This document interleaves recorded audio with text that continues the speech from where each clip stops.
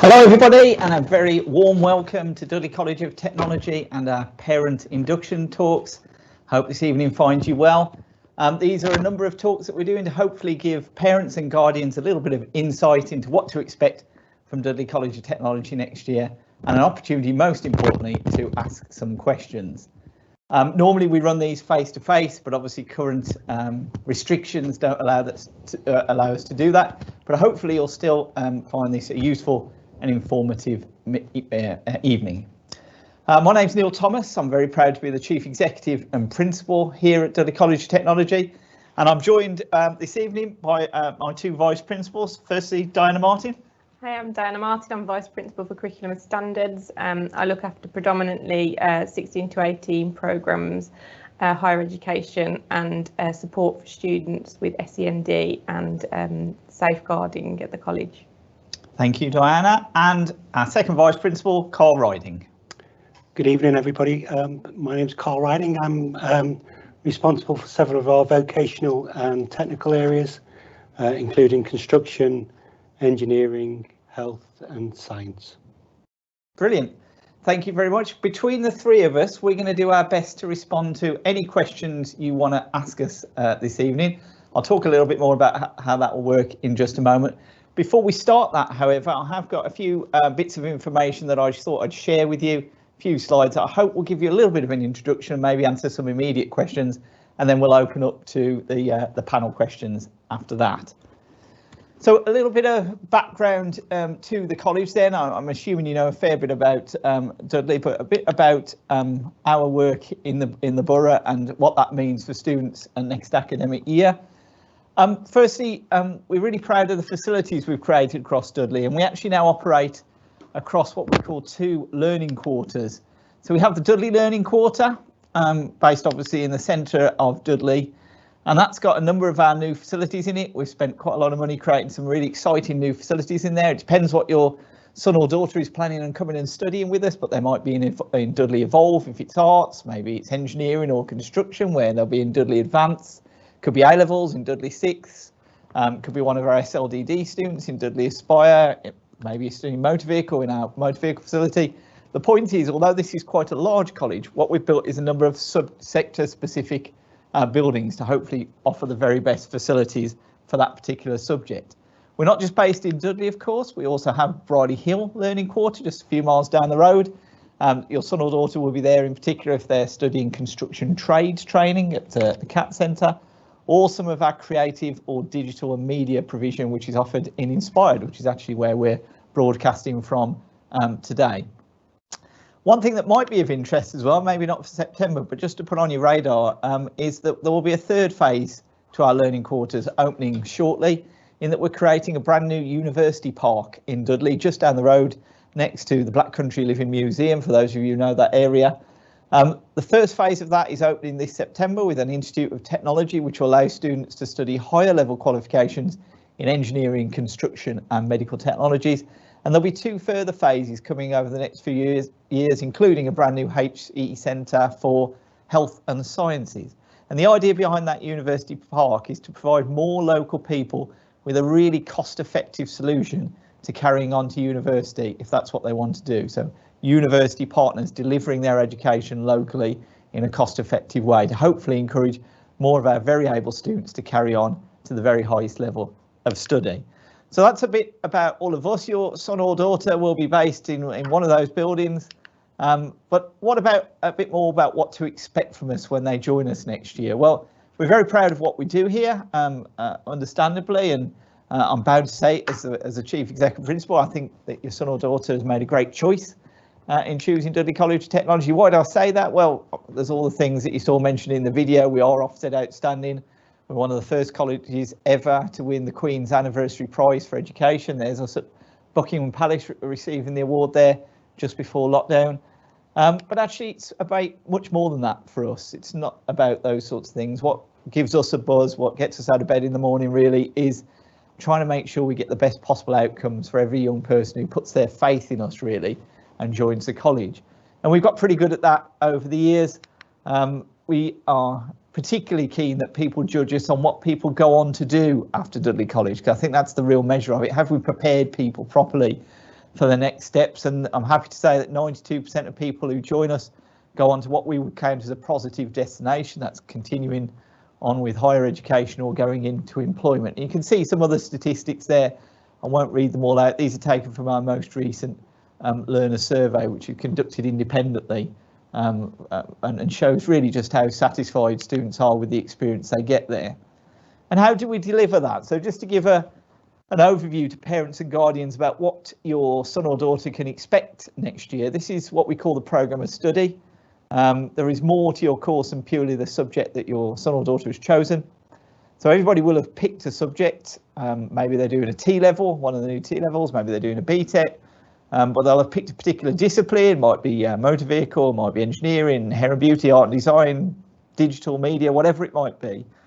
And that's clearly what they'll spend the bulk of their time doing while they're here with us in college.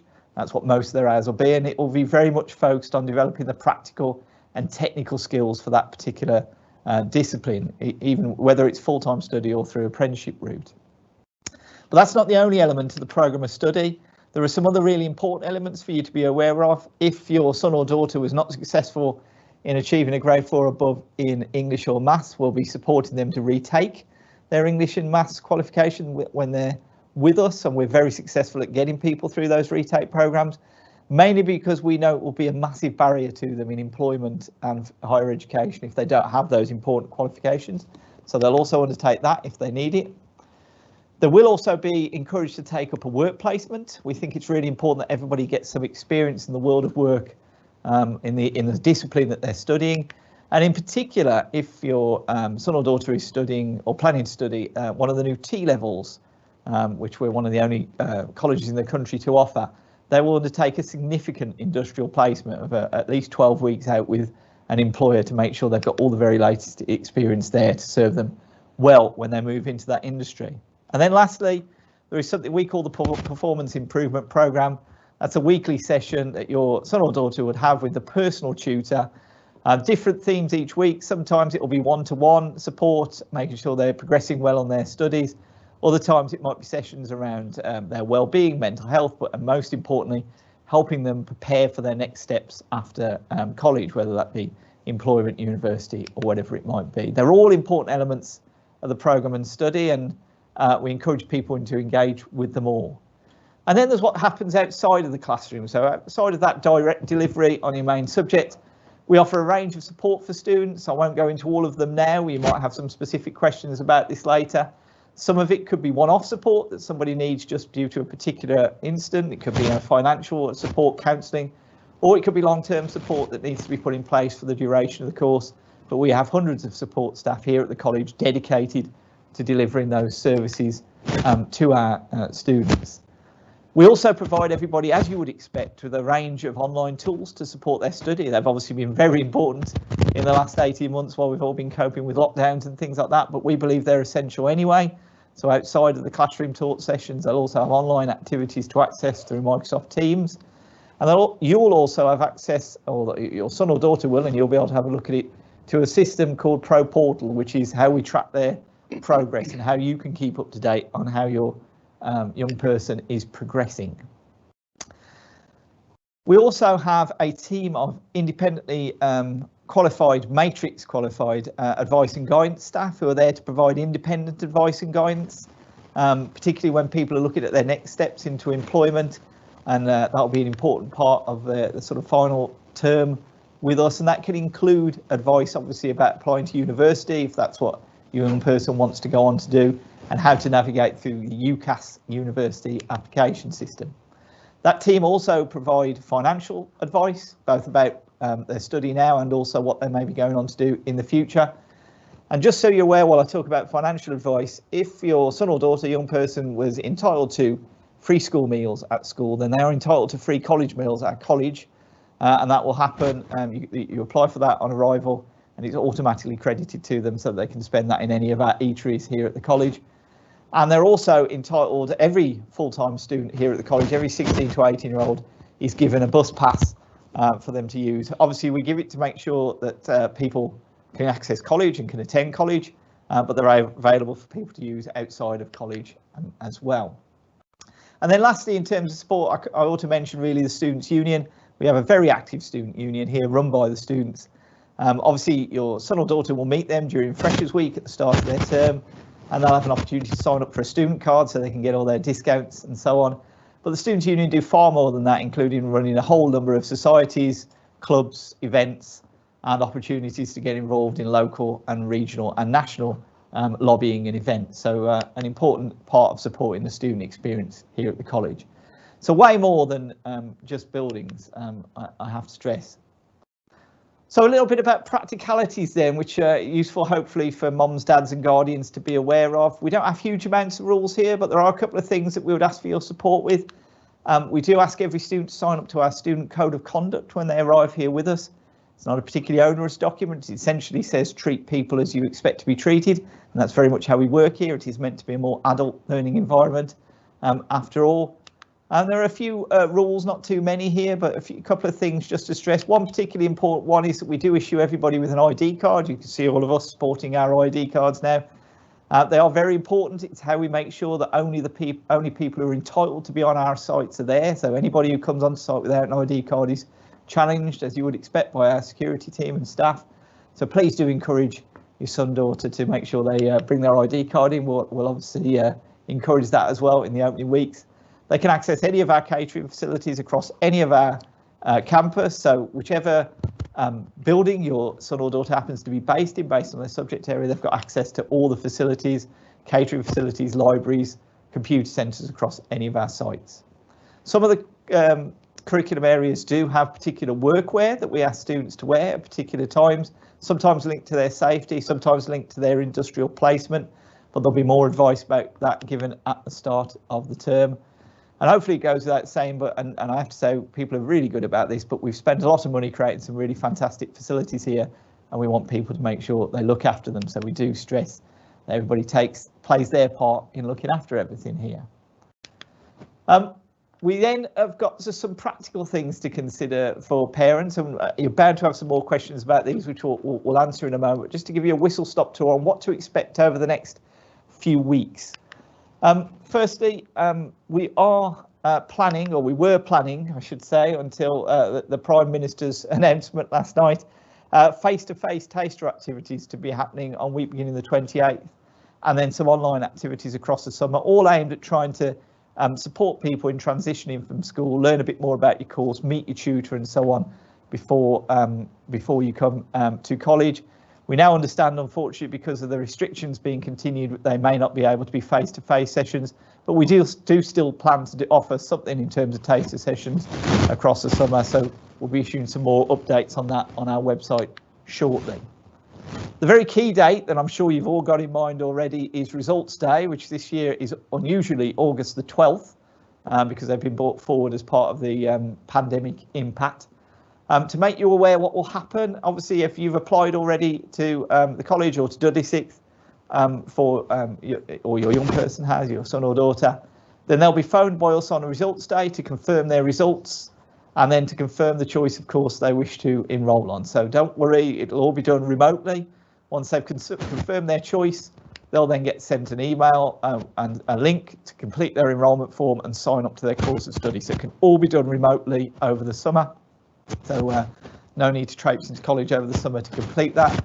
Once they've completed their enrolment, they'll then get sent a whole bunch of information, including a welcome video from me, some virtual campus tours, some information about the start of joining the college, what to expect from the induction programme, their timetable, their electronic bus pass and so on. So they'll get everything they need to start ahead of term. During the first 6 weeks, we are really conscious of making sure that we focus on settling everybody in, particularly after such a disruptive couple of years at school. So we'll have a big focus on making sure everybody settles, some heightened practical sessions and trying to settle people onto the right course. For parents during that opening term, there will be formal consultation evenings where you can come and meet the tutors, but there will also be informal opportunities. You'll get to know the tutor's name if you've got any queries. And of course, as I mentioned, you can use Pro Portal to monitor the progress of your young person through that period. There is almost bound to be somebody during that period who wants to change the course that they've chosen. And we're really conscious of this year being as we haven't been able to offer open days in quite the same way that we have done historically. Some people might be joining the college having never actually visited the college, although they may have been to online taster activities. If your son or daughter or young person returns home one day with a concern that they'd like to change course or anything like that, please don't worry. We're quite used to dealing with it.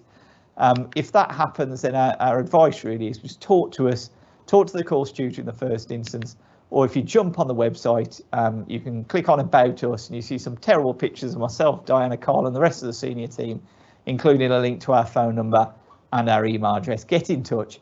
We would much rather help somebody transition to a different program and be happy in the program they're studying than see them struggle and ultimately perhaps not succeed. So we're very used to dealing with that, and if you have concerns about that at any point, please do shout up. So that's a really quick whistle-stop tour through a few key bits of information and a few key dates. I'm going to shut up at that point because I think the important thing to do today is to open this up for questions from all of you guys. Anybody can post a question at any time, just type it into the chat box and they'll hopefully appear on our little screen here where we can see the questions popping up. Then hopefully one of us will be able to answer it. If we can't, we'll find a way of getting back to you shortly. So please post your questions, and then we'll do our best to answer them. So over to question number 1 then. Just seeing this one's come in, just a moment. If my son does not get a grade 4 in English and Maths, sorry, just coming in, this one, to do a level, yeah, sorry, bear with me folks. Oh, okay, right, I understand the question. So this is a question about A-levels versus BTECs. I'll field this one if you want, folks, first. So if my son does not get the grades to go and do A-levels in the subject that he's chosen, can he do a BTEC and 1 A-level instead? The short answer is yes. There are more options even than that available, I think it's fair to say. So yes, there are entry requirements for our courses, but we are fortunate here in that we're a large college and we offer multiple routes through education. So we offer all the levels of education, but we also offer A-level routes, T-level routes, BTEC routes and apprenticeship routes through education, all of which can get you to university, all of which can get you to employment. There is more than one way to progress to university.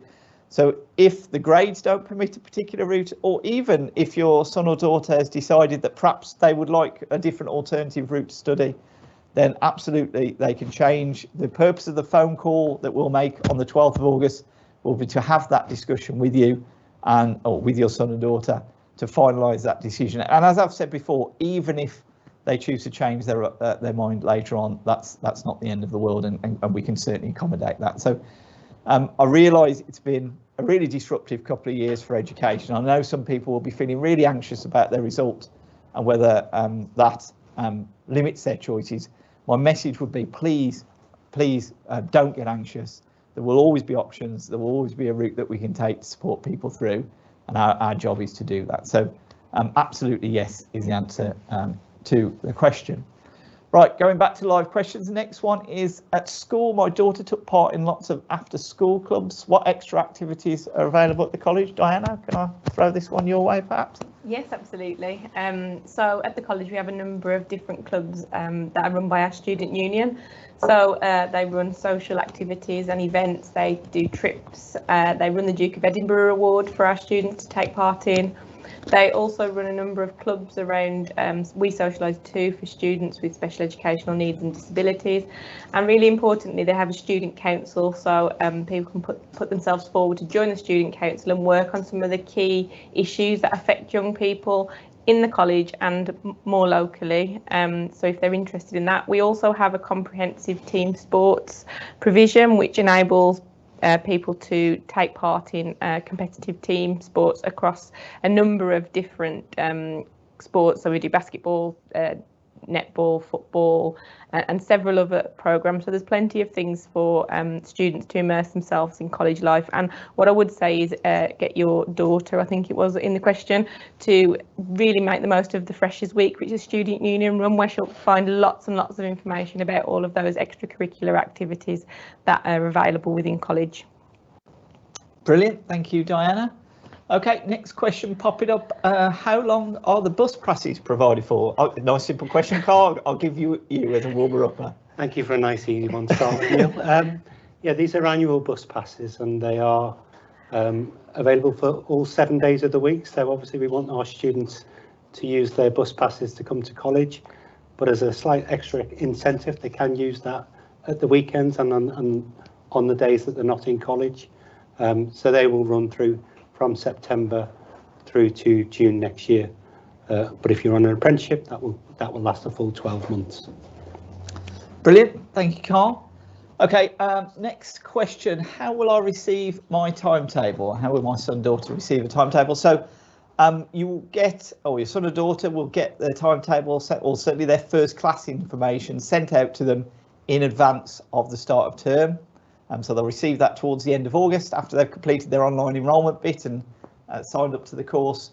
Along with the stuff I mentioned before, like the welcome video and things like that, they'll get their first class information, and then their full timetable will be given to them by their tutor in that first class, and they'll talk them through both the sessions in college and what's expected of them out of college in terms of self-study.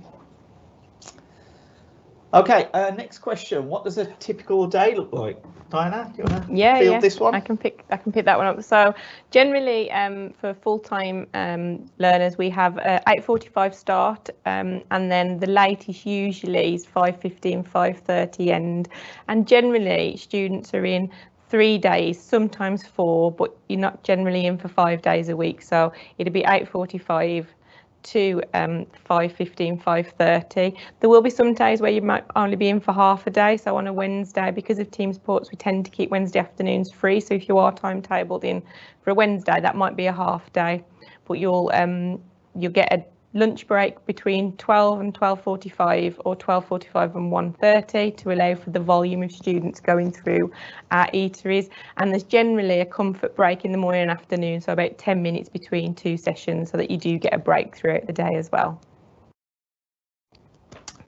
Okay, brilliant. And Diana, I might stick with you with the next one. Is it definitely your area of expertise? My son has special needs. How can you support him? Okay, so there's a number of options. So we've got an inclusion team, which consists of a whole hierarchy of staff who are able to support you. If on application your son has ticked that he has special educational needs and disabilities, I'm hoping that one of this team will have contacted you. If they haven't, please do get in touch with admissions and we'll make that happen, so we can do a needs assessment where we can talk to your son and yourself to find out what support was had in school and how we'd like to replicate that within college. Equally, if you haven't disclose that on the application form, please don't worry, you can do that at enrolment and we can go through the same process where we sit down and we talk to you about the support needs of your son. If your son has an education, health and care plan, I'm hoping that your home local authority will have shared that with us, and again will have already been in communication with us. But if that is not the case and you haven't had any communication with us, please do contact our admissions department and we can make that happen for you. Brilliant, thank you, Diana. And can I just say a thank you for everybody who's posting questions, by the way. It really is incredibly helpful. It would make for a very unexciting evening if nobody did. So I'm sure they're useful to other people as well. So thank you. Next question up then. I'm undecided whether to study carpentry, which I've been accepted on, or to move to plastering. When's the latest I can change my mind? Carl, can I throw this your way? Yeah, please do. Well, many of our students or potential students at this stage of their application will not be 100% sure what they want to do when they come to us in September. Up until yesterday, we probably would have advised you to come and do some physical taster days in both of those areas to get more of a feel for the practical elements of those two specialisms. It looks like we can't do face-to-face tasters just at the moment, now that the Prime Minister has extended that deadline. So what I would say is that, in short, we can change programmes up until 6 weeks into the academic year. So really we have until from September through to the October half term where people can change what they choose to do. And that's probably the same for most of our programmes. So the summary answer is you can change. We welcome change. We want you to be on the programme that best suits you. and so it's not unusual to be undecided at this stage, and taster sessions and/or starting the program in September, and if you're not happy, swap into a different program, is all available to all of our students. Yeah, absolutely spot on, Carl. And as Carl said, that applies to all courses really. We only really set that six-week limit, not because we're setting that, but just because if you are swapping to a radically different course, then the more weeks you miss, the harder it is to catch up. But it's not unusual for us to move a number of students around in that first 6 weeks. Right, quick one here, just for a recap. Somebody said I missed the part about enrolment. Can you explain it again, please? So yes, if you've applied and been accepted onto the course, then when the exam results come out, your GCSE results come out on the 12th of August, you'll receive a phone call from us either that day or in the following day to begin your enrolment process. What we ask you to do on that phone call is to confirm the choice of course and your exam results, and then you'll get sent an electronic enrolment form to complete and sign. So all of it is done remotely from home. That said, if people prefer to come and do it in college, we will have some face-to-face activities, because I realise online doesn't work for everybody. So don't worry is the short answer. I did have a question in the previous parents talk about somebody who went into a bit of a panic because they were on holiday on the 12th of August. Well done to them to have got a holiday on the 12th of August, but please don't worry, that enrolment process will continue throughout August, really, right up until the start of term. And in fact, we take enrolments on the course even into the first and second week of term. But so one way or another, we will get that done, I promise you. But we will be in touch, as I say. Okay, hi, I have 2 places on 2 courses and I'm not sure which one to pick. Help, question mark. Comes back to Carl's point a bit really, but anything you want to add, Diana? I mean, there is an option to come and speak to one of our, perhaps speak to the curriculum teams, but also if you wanted to talk to somebody from our advice and guidance team, you could contact our admissions department and just have a chat with somebody from our independent advice and guidance team, who perhaps would be able to give you a bit more information about the course, so you could perhaps make a more informed decision. But if, as Carl said, just to reiterate, if you do make a choice and then decide you wanted to change again, that's not an option, but there is advice and guidance available if you wanted to contact admissions. Okay, so I mean the underlying message here, folks, is don't panic. I hope you're getting that loud and clear. So yes, you can change your mind in advance of your course. Yes, you can change your mind after your course has started, and there'll be support in place to do that. Okay, next question. Can I confirm that all students will receive a bus pass and it won't be means tested? No, that's absolutely correct. So all 16 to 18 full-time students will receive a bus pass. There's no assessment done for eligibility or anything there. It's put in place, as I said, to encourage people to attend college every day, and obviously has the added benefit of being able to support their social life potentially as well. But no means testing. It will get issued to you as part of the automatic enrolment process. Okay, next question. Which campus is Games Design Level 3 based at? Diana, I think it's probably one for you. That's probably me. So Computer Games Design is at our newly developed Inspire building, which is where we are sat in the TV studio of at the moment. So Computer Games Design is based there, but there is a real synergy and overlap between the Inspired campus and our Evolve campus. So the creative industries work across both campuses, but Computer Games Design is predominantly based here in the Inspired building. Yeah, I should say that's a brand new development. The Inspired building only opened last year, as we were one of the first colleges to offer the new digital T-level. So it's a really exciting new facility, actually. We're enjoying using it. Okay, next question. My son has applied for a level 1 in construction. If this is too easy, will he be able to get on to a level 2? Well, I think this is you, Carl. Thank you, Neil. The short answer is yes. We will do probably an early assessment of everybody's ability in practical subjects, and certainly we would want to push learners to the maximum of their ability. So if somebody starts on, for example, a level 1, then the jump, if they're able to go to a level 2, is something that we would like to facilitate. So absolutely, we'll do an early assessment of their skills, their practical ability and their knowledge, and then we'll support them to move to a higher level if that suits them. Brilliant. thank you, Carl. Okay, next question. What are the term dates and are they the same as secondary school?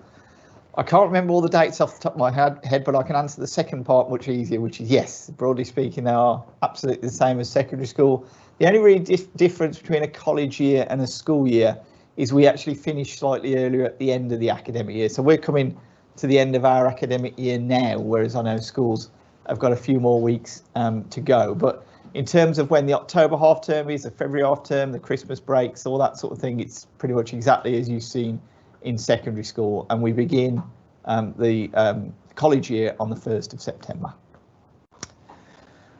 Okay, can my son redo his core subjects if needed to alongside his chosen vocational course? Diana, do you want to go with this one? Yeah, absolutely. So is this linked to English and mathematics? So we run a really robust English and math resit program. So we support hundreds of learners every year to resit their English and mathematics alongside those, because we know that enables them to move on past their time with us if they've got those maths and English course. We do also run a small biology resit program, which is much smaller than the maths and English, because I think most people focus on the maths and English. So I think for core subjects, if that's answered your question, yeah, English and maths absolutely, if those are the core subjects you're talking about. We actually have a good number of people each year who need to retake English and maths, and it's an important thing to get for people because it helps them so much in their future careers. So very important part of what we do. Okay, next question. My young person has been accepted onto the STL course. I believe that's Supporting Teaching and Learning Level 2 course. Will they need to do a DBS check? So this applies to a number of courses actually, folks. So DBS is disclosure and barring. It's checking essentially the criminal records of individuals before they can work in certain settings. That includes education settings, care homes, other environments such as that. And the answer is yes, they do have to be DBS checked, same as we do, or anybody else who works in those environments. But we organise that and we pick up the costs for that. So it's nothing for them to worry about having to do in advance. We'll make all those arrangements ahead of anybody going out onto any work placement in any protected environment like that. Okay, good one. I'm sure you fancy a crack at this one, Diana. Can you explain what a T-level is, please? Yeah, so T-levels are part of the reform of qualifications at post 16. So they are new qualifications that have been designed with employers to give students the technical skills that are required to work in certain industries. As part of the T-level programme, the student is expected to complete a significant industry placement, so the opportunity to do 315 hours working in their chosen sector, so that when they finish their programme with us, they are very much work ready. They've had experience working with an employer, and the hope is that part of that industry placement might manifest into an apprenticeship, which we've already seen. So they are rolling out slowly. So last year we were one of 43 colleges who rolled out T-levels nationally.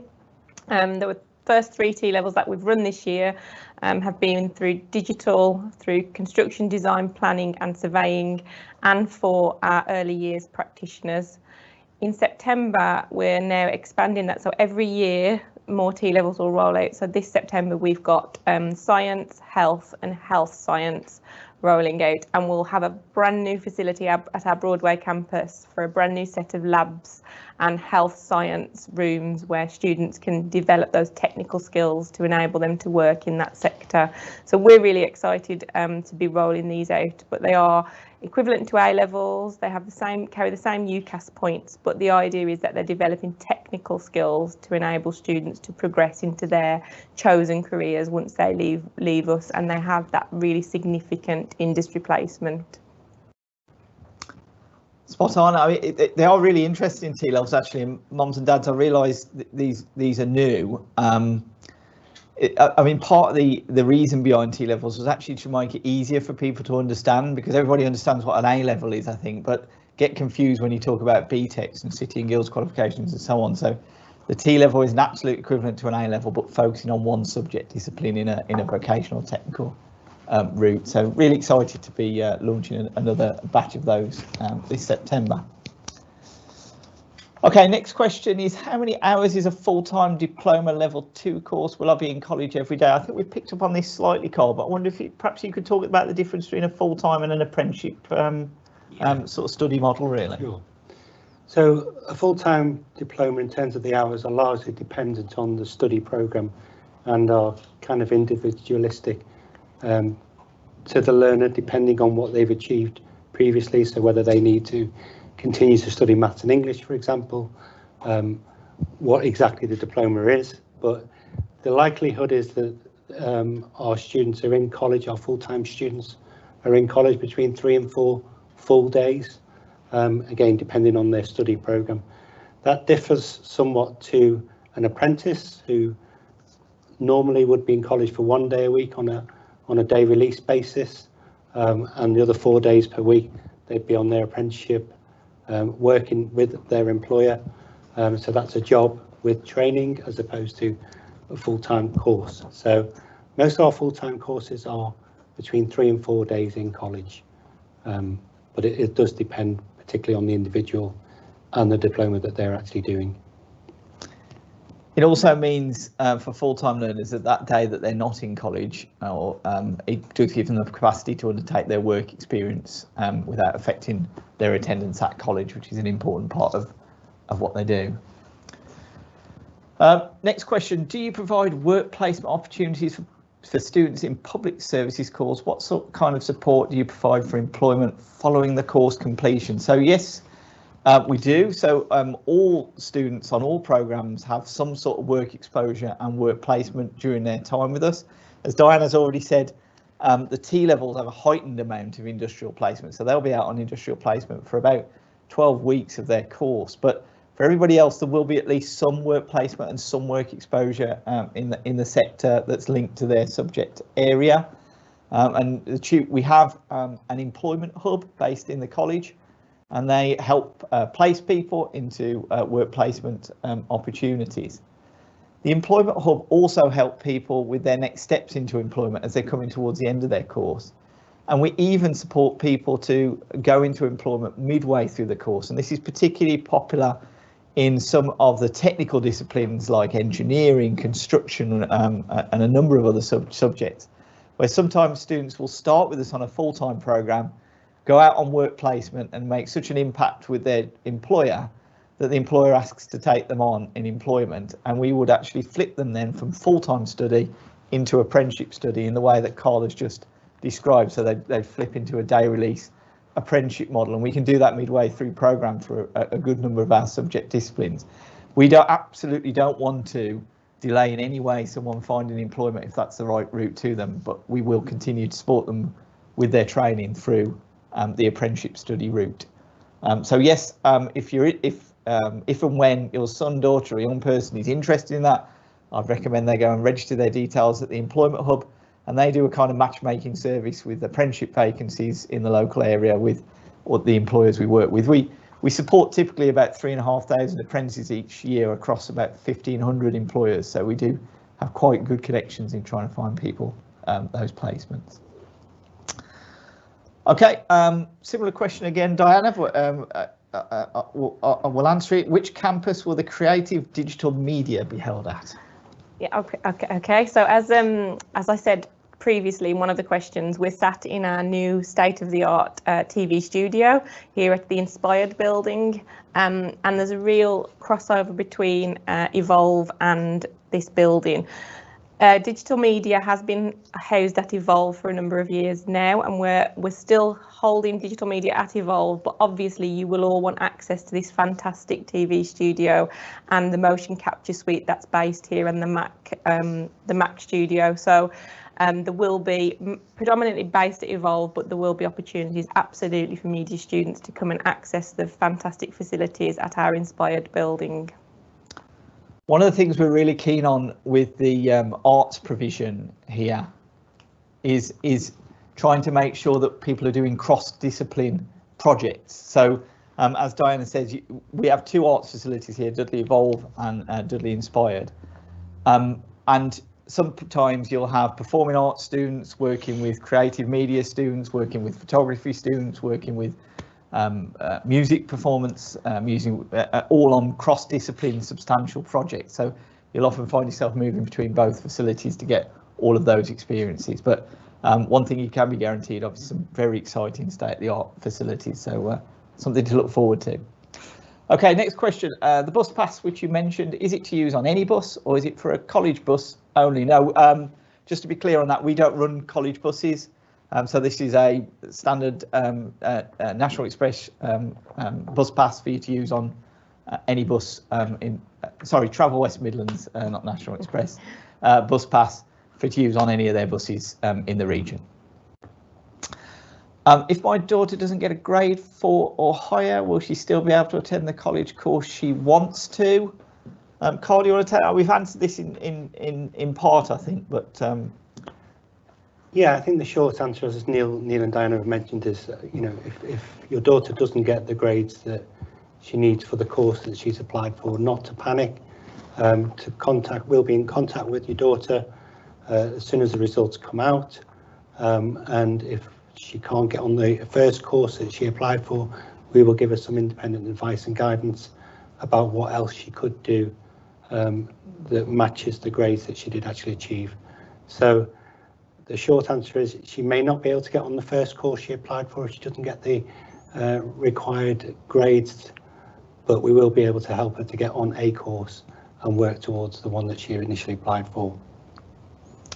And the tutor who phones up to discuss that enrolment, I mean, they take wider things into account than purely exam results. So if it was a very, very close call, they might make the decision to give them an opportunity on the course and see if they succeed, and we'll deal with it in the first 6 weeks and make changes if necessary. So we do look at a wider set of measures and purely at one particular grade. Okay, my daughter is 18 and is doing an advanced course. Is she eligible for a free bus pass? The answer most likely is no, if she's an adult doing an adult course, but I'd need to understand the individual circumstances. She may be eligible for other types of learning support funding. So there is a learner support fund available to adults, which is slightly more means tested, which would mean that there's some eligibility for support. But without knowing the individual circumstances, I would recommend that she gets in touch with the student finance team. Again, the details are on our website. Phone the student finance team and get some individual advice on that one, because she may be eligible for some support there. How can I ensure my son's AEN provisions are continued when they join college? Diana, one for you? Yeah, I can pick that one up. So any additional educational needs that your son might have, as I said, I think in a previous question, apologies if you missed that, I'm hoping that if you've disclosed that on the application, or your son has disclosed that on the application, someone from our inclusion team will have been in touch with you to ensure that we have a discussion with you about exactly what the support needs are and how we can make sure that those are carried on into college. If they have an education healthcare plan, then your home local authority should have shared that EHCP with us so that we can make sure that we respond to the consultation to say we can meet need. If that hasn't happened, please contact admissions and we'll make sure that somebody from the inclusion team gets back to you. But that absolutely can continue into college in exactly the same way as the support they had in school. Okay, thank you, Diana. If a child wants to do 3 A-levels but passes maths but not English, can they still do A-levels whilst resitting? Again, it's kind of an individual case basis. That the short answer is probably yes. We do have some of our A-level students also undertaking a resit on one of their GCSEs. It would tend to depend on what subjects they'd actually chosen at A-level. So if English was deemed to be a critical subject for the subject they've chosen at A-level, then it might restrict their options. But again, that would all be discussed at enrolment. And again, it doesn't close any doors. It might mean that there's a different route through to success for you. But certainly it's possible to do a GCSE resit alongside your 3 A-levels. And then I'll just field this next one as well. The next question is the 26th of June open day still on? Well, it was up until the Prime Minister's announcement yesterday. We were really excited about the 26th of June because it's the first chance that we were hoping to offer a proper face-to-face open day after the roadmap finished on the 21st of June. Obviously, that's not happened. and the DfE guidance came out today saying that we're now not permitted to do face-to-face open day, which I think is really disappointing, and I'm sorry we're not able to do that. Obviously, we've only just received that news, and we're looking at what that means for us, whether we can offer some sort of socially distanced campus tours or anything like that. We're going to have a look at.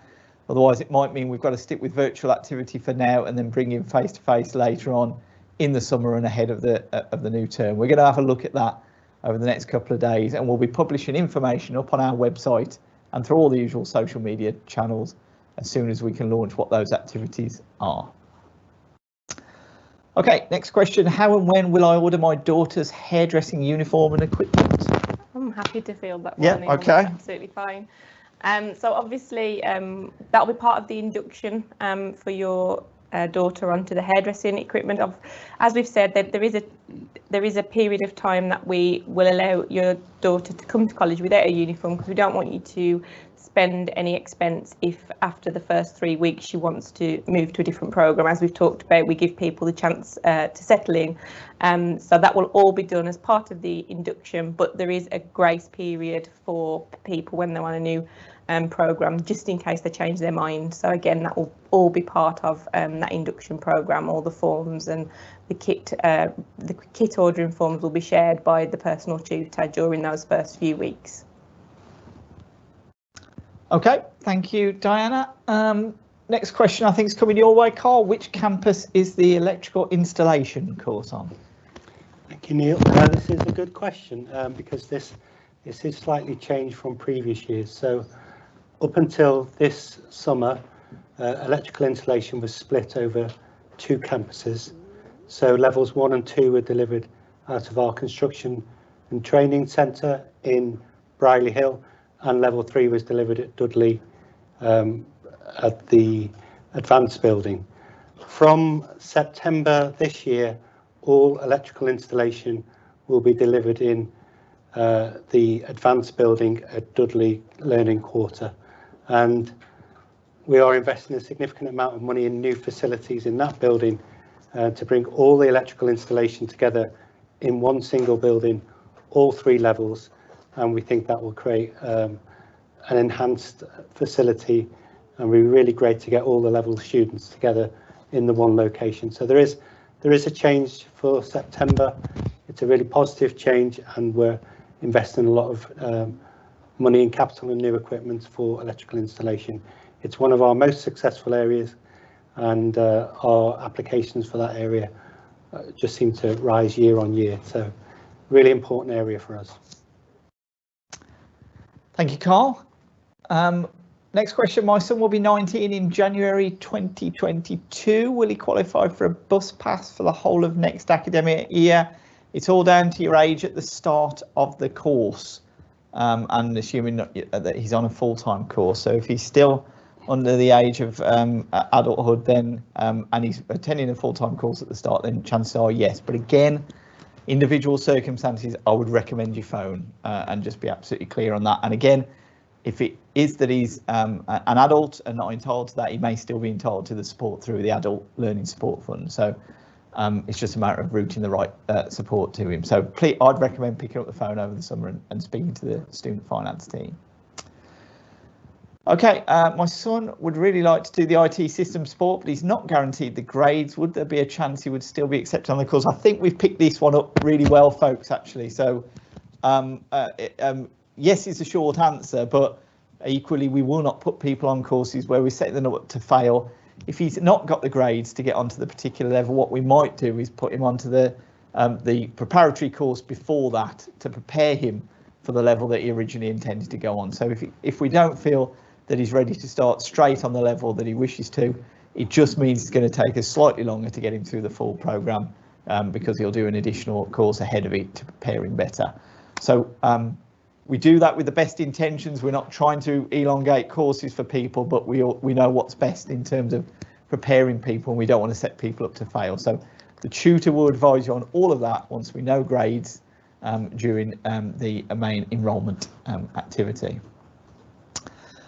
Okay, next question. For motor vehicle courses, do students have to provide their own overalls and safety equipment, or do the college provide them? Carl, do you want to take this one?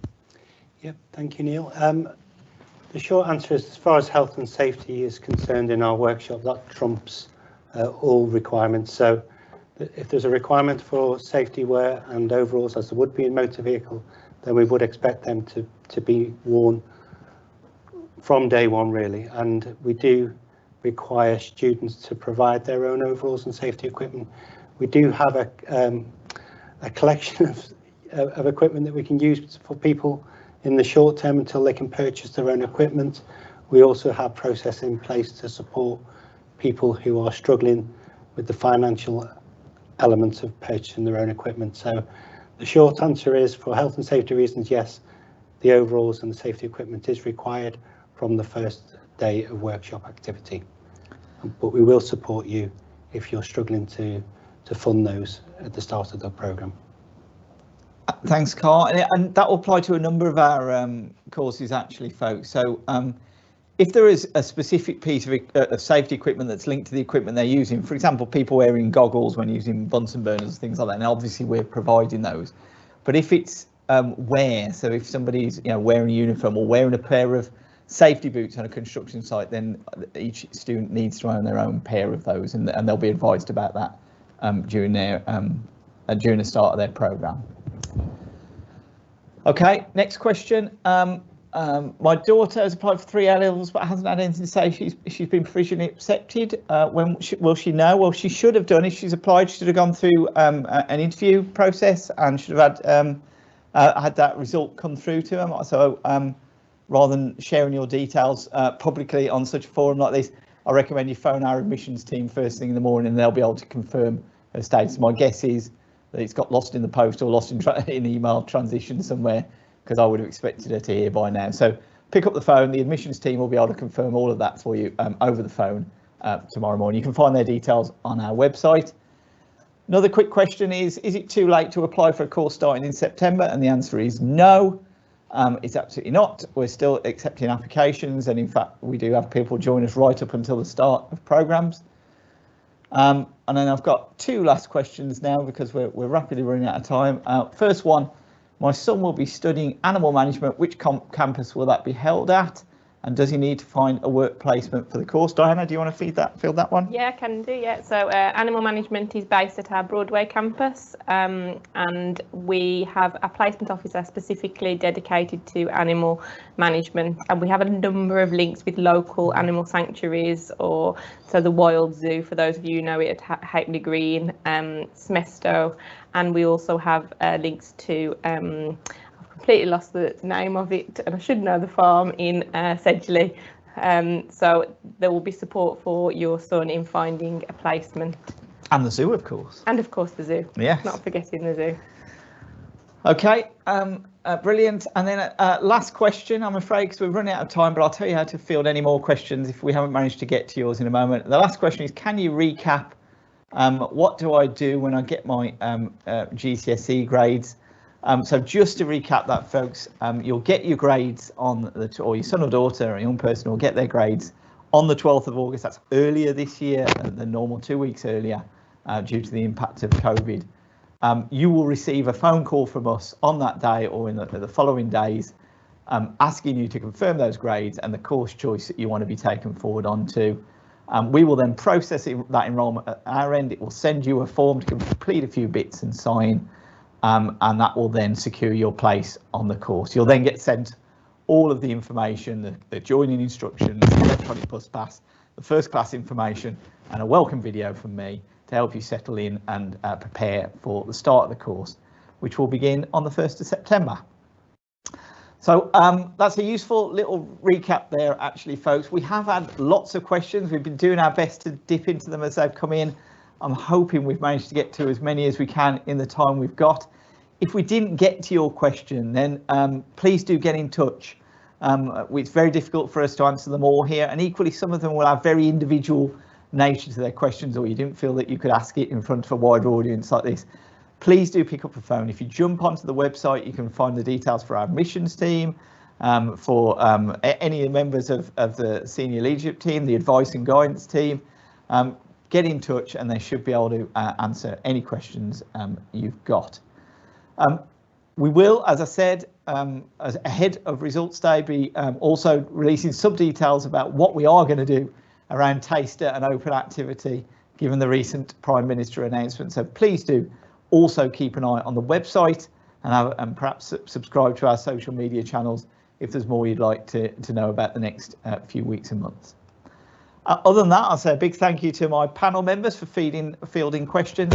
A massive thank you to those of you who have raised questions today, because I think that's been useful for everybody. There will be a recording of this up on our website as well if people need a recap, as we've rattled through quite a lot today. Thank you also for putting your faith in us for your son and daughter's education going forward, and we'll do our best to do justice to that. Thank you for your time, and I hope you have a very pleasant evening. Bye-bye.